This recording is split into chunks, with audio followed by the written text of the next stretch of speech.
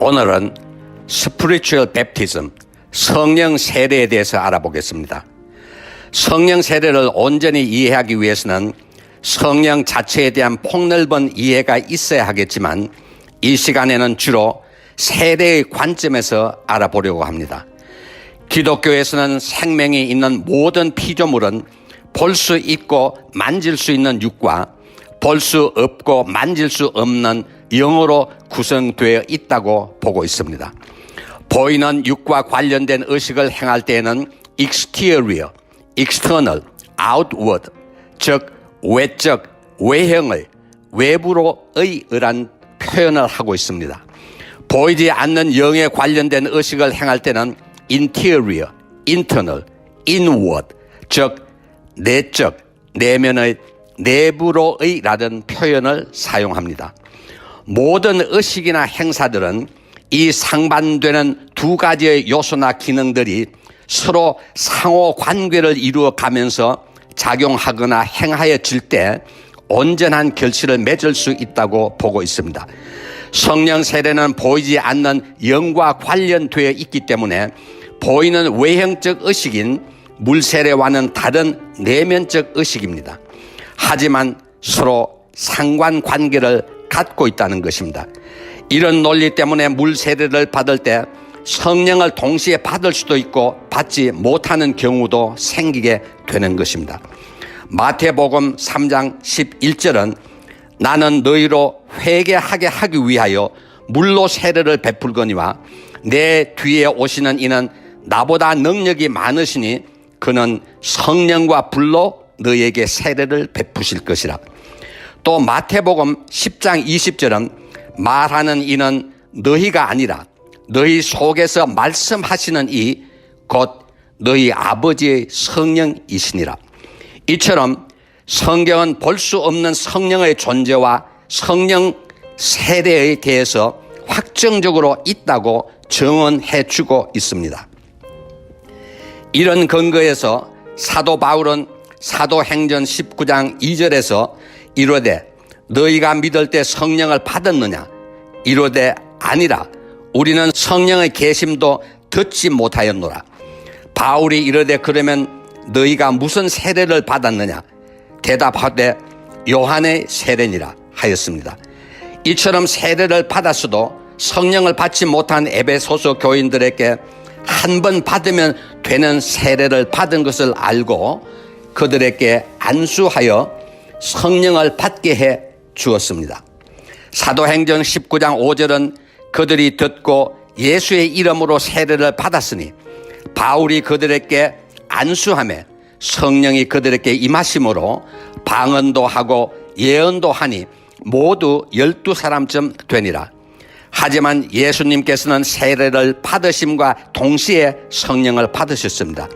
마태복음 3장 16절은 예수님께서 세례를 받으시고 곧 물에서 올라오실새 하늘이 열리고 하나님의 성령이 비둘기같이 내려 자기 위에 임하심을 보시더니 하늘로부터 소리가 있어 말씀하시되 이는 내 사랑하는 아들이요 내 기뻐하는 자라 하였습니다.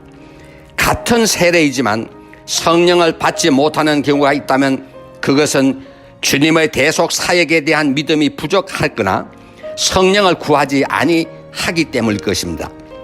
고린도전서 6장 19절은 너희 몸은 너희가 하나님으로부터 받았은 바 너희 가운데 계신 성령의 전인 줄을 알지 못하느냐. 너희는 너희 자신의 것이 아니라 값으로 산 것이 되었으니 그런즉 너희 몸으로 하나님께 영광을 돌리라 하였습니다.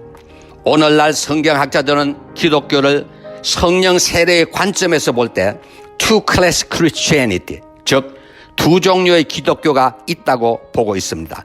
주님의 대속 사역을 믿기만 하면 누구나 다 구원받을 수 있다는 General Redemption, 즉 일반 구원론을 주장하는 교파와 성령 세례를 받아 성화를 반드시 이루어야 구원받을 수 있다는 Particular Redemption, 즉 특별 구원론을 주장하는 교파로 갈라져 있다는 것입니다.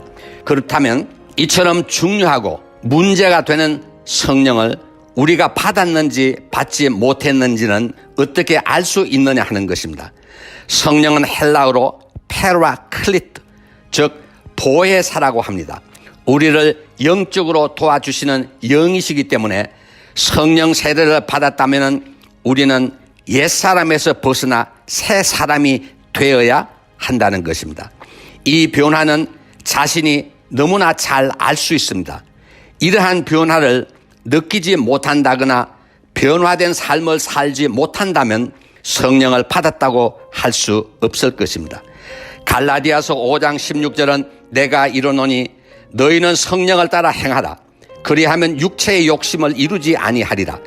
육체의 소욕은 성령을 거스르고 성령은 육체를 거스르나니 이 둘이 서로 대적하므로 너희가 원하는 것을 하지 못하게 하려 함이니라. 너희가 만일 성령의 인도하시는 바가 되면 율법 아래에 있지 아니하리라. 육체의 일은 분명하니 곧 음행과 더러운 것과 호색과 우상 숭배와 주술과 원수 맺는 것과 분열함과 이단과 투기와 술 취함과 방탕함과 또 그와 같은 것들이라. 전에 너희에게 경계한 것 같이 경계하노니 이런 일을 하는 자들은 하나님의 나라를 유업으로 받지 못할 것이요 오직 성령의 열매는 사랑과 희락과 화평과 오래 참음과 자비와 양성과 충성과 온유와 절제니 이 같은 것을 금지할 법이 없느니라 하였습니다. 이처럼 우리가 세상적인 헛된 영광을 구하지 아니하고 서로 투기하지 아니하며 사랑으로 이웃을 대할 수 있다면 분명 우리는 성령의 세례를 통하여 성령을 받았다고 할 수 있을 것입니다. 성령의 열매로 나타나는 은사들은 모두 27가지로 정리되어 있습니다. 그 중에는 방언, 방언의 해석, 예언, 병을 치유하는 은사 등 어떻게 보면 miraculous gift, 즉 특별한 은사라고 생각할 수 있는 것들도 있겠지만 은사에는 더 크고 더 작은 것이 있을 수 없다고 성경은 가르쳐 주고 있습니다. 은사는 오직 주님의 몸인 교회를 섬기고 우리들의 믿음을 정진시켜 영생을 얻을 수 있도록 도와주시기 위해 믿음의 자녀들에게 하나님께서 주신 영적 선물입니다. 많은 사람들은 성령을 받게 되면 초월적 능력을 모든 일에 행사할 수 있지 않을까 생각하지만 성령은 교회를 섬기는 일, 우리들의 믿음을 정진시키는 일, 복음을 전하는 일, 하나님의 말씀이 있는 곳에는 항상 함께 하신다는 것을 알아야 할 것입니다. 아멘. 오늘 칼럼에서 인용된 성경 구절은 마태복음 10장 20절, 사도행전 19장 2절에서 3절, 사도행전 19장 5절에서 7절, 마태복음 3장 16절, 고린도전서 6장 19절에서 20절, 갈라디아서 5장 16절에서 23절 말씀입니다.